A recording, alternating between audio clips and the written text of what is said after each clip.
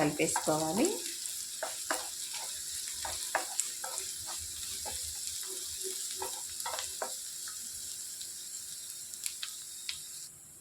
ఇలా వేగేటప్పుడు ఒక 1/2 table spoon అల్లం వెల్లుల్లి పేస్ట్ వేసుకోవాలి.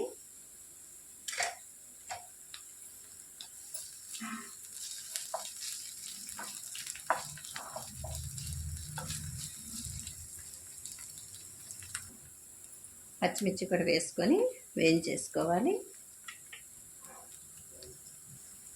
ఇందులోనికి ఒక 1/2 టేబుల్ స్పూన్ పసుపు వేసుకోవాలి. ఒక 1/2 టేబుల్ స్పూన్ కారం వేసుకోవాలి. రుచికి సరిపడా ఉప్పు వేసుకోవాలి.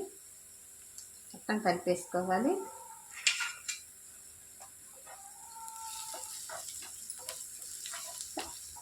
మొత్తం ఫ్రై అయ్యేటట్టు బాగా కలిపే